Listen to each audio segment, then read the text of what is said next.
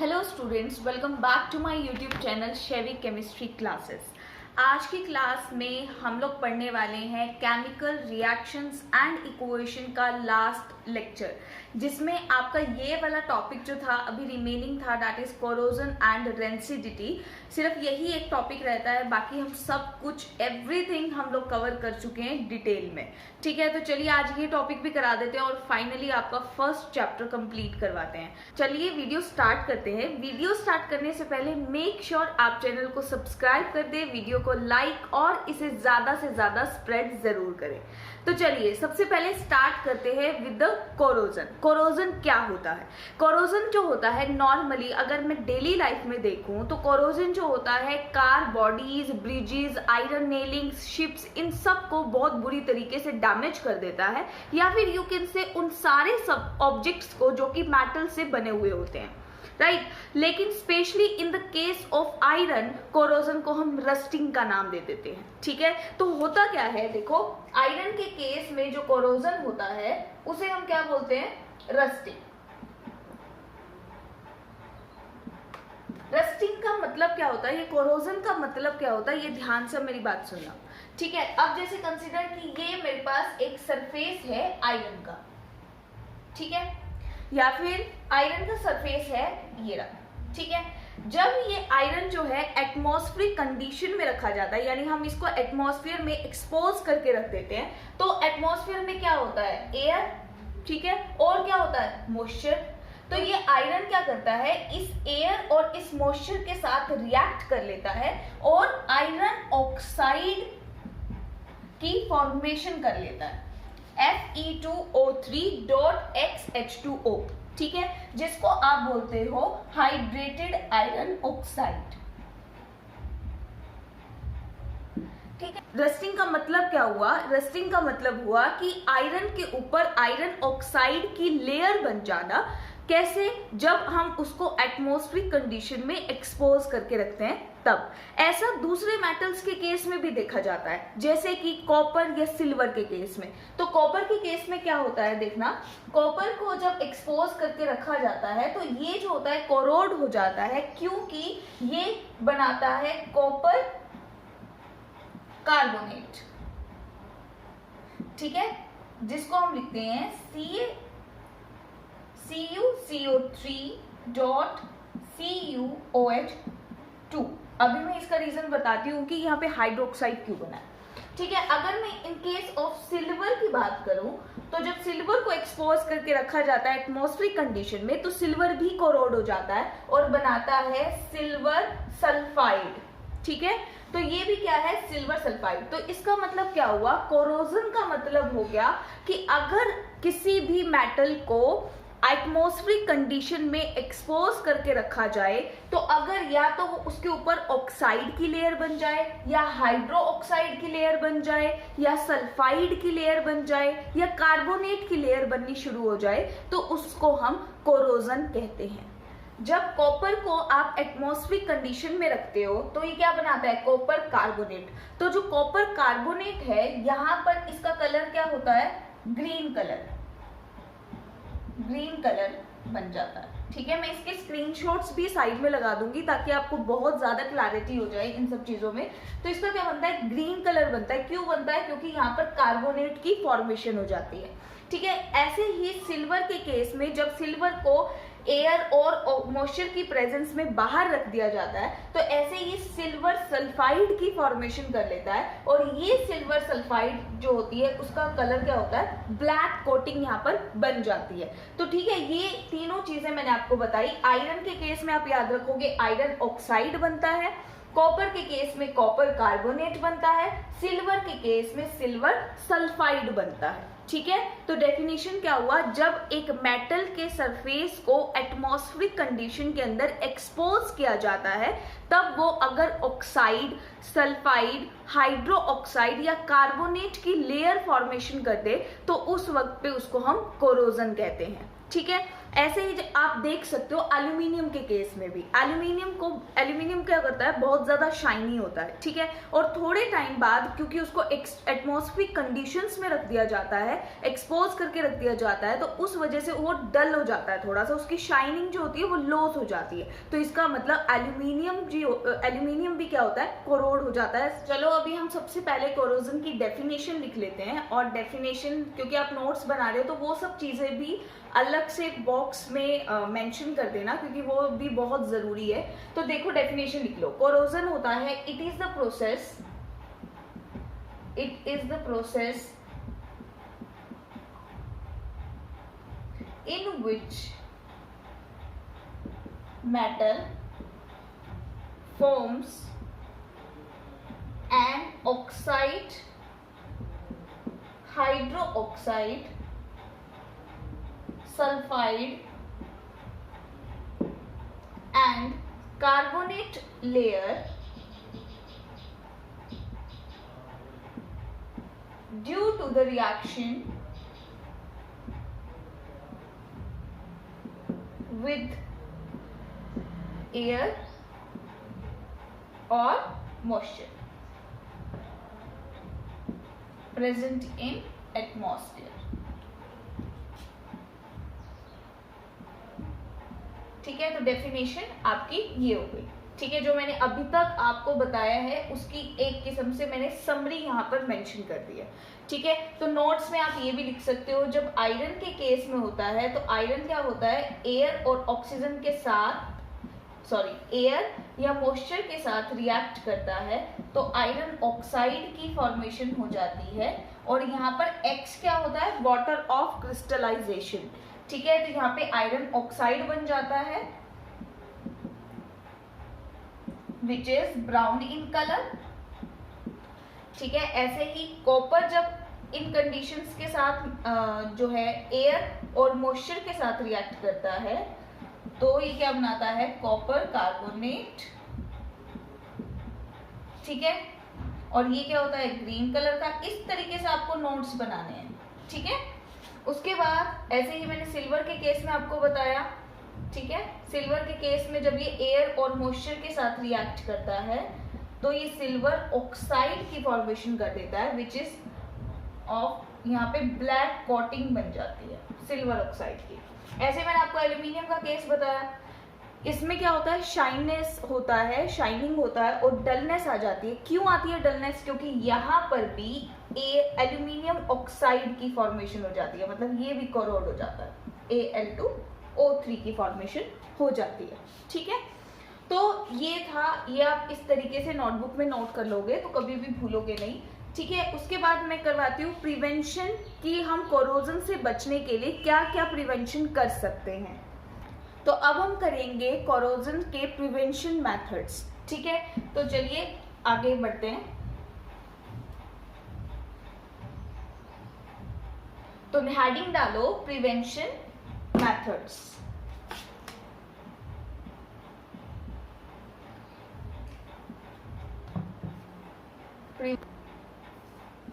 सबसे पहला लिख लीजिए anti rust solution, formation of anti rust solution लिख लीजिए। सेकेंड मेथड हो सकता है पेंटिंग। ठीक है, पेंट करके। उसके बाद थर्ड मेथड हो सकता है गैल्वेनाइजेशन, गैल्वेनाइजिंग, या फिर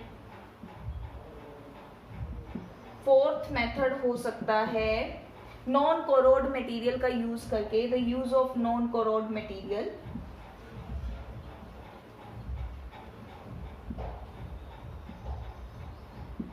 ठीक है, फिफ्थ हो सकता है कोटिंग का यूज कर सकते हैं हम। ठीक है, formation by formation of coating.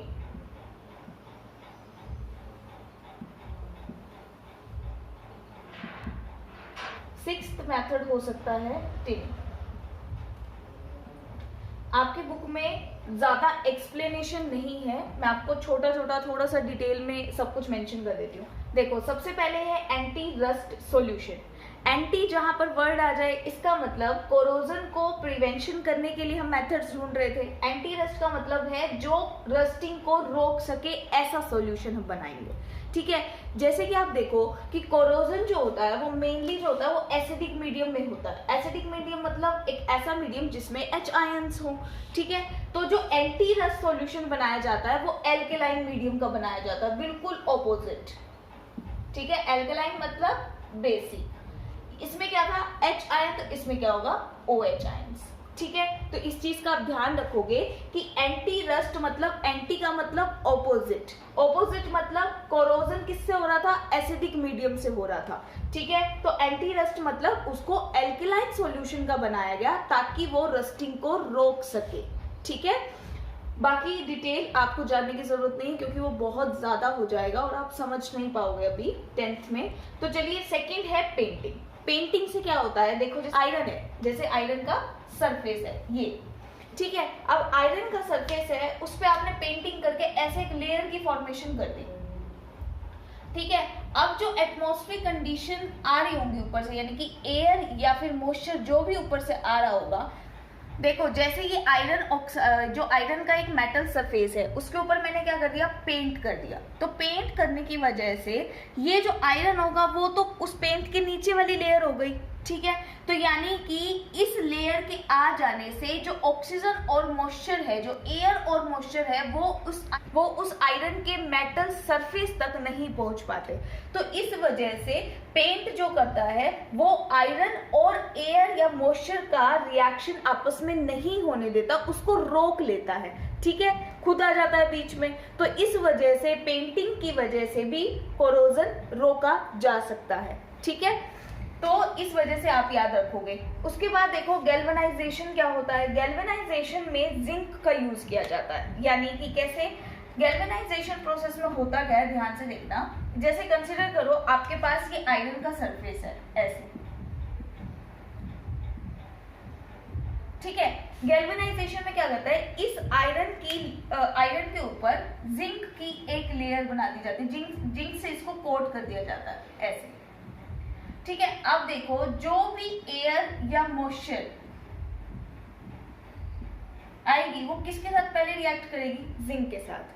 और एक और चीज मैं आपको बताती हूँ, आपने रिएक्टिविटी सीरीज देखी होगी। रिएक्टिविटी सीरीज क्या होती है, जिसमें हम मोस्ट रिएक्टिव से लीस्ट रिएक्टिव मेटल की तरफ चलते थे, ठीक है। तो उसमें सबसे पहले क्या आता है, जिंक, और फिर क्या आता है, आयरन। तो जिंक क्या हो गया, हाई रिएक्टिव, और आयरन क्या हो गया, लो रिएक्टिव। तो हमने पढ़ा था कि हाई रिएक्टिव जो है वो लो रिएक्टिव को डिस्प्लेस कर सकता है, ठीक है। तो इन दोनों में से हमने क्या किया, आयरन के ऊपर जिंक को कोट कर दिया, और जिंक क्या होता है, ज्यादा रिएक्टिव होता है। तो यहाँ पे क्या होगा, ऑक्सीजन और मॉइस्चर के साथ जो होगा, एयर या मॉइस्चर के साथ जिंक रिएक्ट कर देगा और आयरन को बचा लेगा, आयरन को क्या कर लेगा, बचा लेगा, ठीक है। तो इसलिए क्या है, इस जिंक के आ जाने से अब आयरन जो है वो कोरोजन से बच गया, क्योंकि अब जिंक ने खुद को सेक्रीफाइस कर दिया, है ना। जिंक ने बोला जा, मैं अब तुझे कोरोजन नहीं होने दूंगा, मैं अब तेरे ऊपर कोटिंग बन के लग गया हूं, ठीक है। और क्या करेगा, इसलिए इस प्रोसेस को हम सेक्रीफिशियल प्रोटेक्शन भी बोलते हैं। अब सेक्रीफिशियल का मतलब सेक्रीफाइस कर दिया, किसने किया सेक्रीफाइस, जिंक ने किया आयरन के लिए, ठीक है। तो यानी कि सेक्रीफिशियल प्रोटेक्शन भी बोलते हैं गैल्वेनाइजेशन प्रोसेस को। जिंक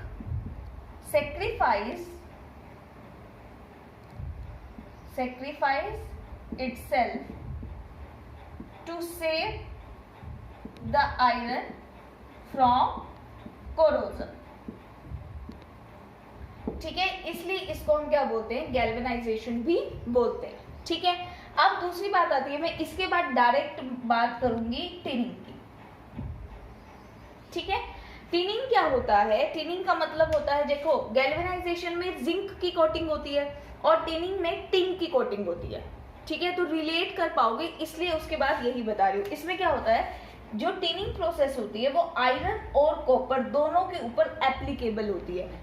तो टिनिंग में क्या होता है, आयरन और कॉपर के ऊपर ये एप्लीकेबल होता है, और आयरन और कॉपर के ऊपर आयरन और कॉपर को टिन से कोट कर दिया जाता है कि सो एज कि वो कोरोजन से बच जाए, ठीक है। तो इसी प्रोसेस को क्या बोलते हैं, टिनिंग बोलते हैं। ठीक है। अब फोर्थ देखिए, use of non corrode material.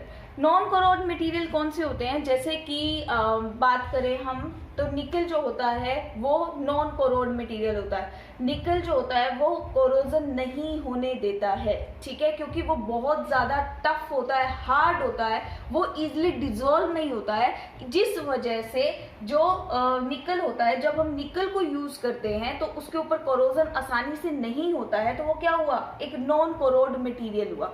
जैसे क्रोमियम क्या है, क्रोमियम भी एक हाई रेसिस्टेंट कोरोजन मटेरियल है जो कि कोरोजन को नहीं होने देता है। ठीक है, क्यों, क्योंकि वो भी बहुत ज्यादा हार्ड होता है, टफ होता है, डिजोल्व आसानी से नहीं होता है। इसलिए use of nickel and chromium as a non corrode material, जिससे कि कोरोजन होने से बच सकता है। उसके बाद है by the formation of coating. और तो ये सारे आपके पास मेथड्स हैं जिससे कि कोरोजन को प्रिवेंट आसानी से किया जा सकता है। ठीक है, तो ये सारे पॉइंट्स आपको नोट करनी है, डिटेल आपकी बुक में नहीं है, फिर भी मैंने आपको काफी कुछ इसके बारे में बता दिया है। अब नेक्स्ट चलते हैं रेंसिडिटी के ऊपर। रेंसिडिटी बहुत ही स्मॉल टॉपिक है आपकी बुक में, और तो चलिए स्टार्ट करते हैं रेंसिडिटी। अब देखो रेंसिडिटी क्या होता है। रेंसिडिटी का मतलब होता है जब आप फूड को, फैट, ऑयल या फूड का ऑक्सीडाइज्ड हो जाना, या फिर उसको जब आप फूड को बहुत टाइम के लिए किचन में रख देते हो ऐसे ही बिना रेफ्रिजरेटर का यूज किए हुए, तो क्या हो जाता है, उसके टेस्ट में चेंज आ जाता है। ठीक है, फ्लफीनेस आ जाती है, या फिर यू कैन से वो खाने लायक नहीं रहता, वो यूजफुल नहीं रहता है। ठीक है, तो वो किस वजह से होता है, रेंसिडिटी की वजह से होता है, क्योंकि वो फूड क्या हो जाता है, ऑक्सीडाइज्ड हो जाता है। तो रेंसिडिटी की डेफिनेशन नोट कर लीजिए, the process of oxidation of fats, oil and food, or when you allow to stand that fat, oil, food for a long time, then the process of rancidity occurs। ठीक है, तो ये आप लिख सकते हो दोनों डेफिनेशंस में से कोई भी। तो मेनली अब क्या है आपके बुक में कि रेंसिडिटी के प्रिवेंशन मेथड्स कौन कौन से हो सकते हैं। तो अब देखो इसके प्रिवेंशन मेथड्स हम देख लेते हैं फटाफट। प्रिवेंशन मेथड्स क्या क्या होते हैं रेंसिडिटी के प्रिवेंशन मेथड्स। तो फर्स्ट मेथड हो सकता है बाय यूजिंग रेफ्रिजरेटर। ठीक है, बाय यूजिंग रेफ्रिजरेटर। रेफ्रिजरेटर में क्या हो जाता है, टेम्परेचर क्या हो जाता है, बहुत कम हो जाता है ना, टेम्परेचर कम होता है फ्रिज में, की वजह से ऑक्सीडेशन प्रोसेस जो होती है वो नहीं हो पाती है, बहुत ज्यादा स्लो डाउन हो जाती है, जिसकी वजह से रेंसिडिटी के चांसेस घट जाते हैं। दूसरा हो सकता है using antioxidants, by using antioxidants. मैंने आपको कोरोजन वाले में भी बताया था कि कोरोजन को प्रिवेंट करने के लिए या तो हम नॉन कोरोड मटेरियल का यूज करते हैं या फिर एंटी रस्ट सॉल्यूशन का यूज करते हैं, मतलब उसके ऑपोजिट। अब यहाँ पर क्या हो रहा है, ऑक्सीडेशन हो रहा है। याद करने का तरीका देखना, यहाँ पर क्या हो रहा है, ऑक्सीडेशन हो रहा है। इसका मतलब ऑक्सीडेशन को रोकने के लिए एंटीऑक्सीडेंट्स का यूज करेंगे।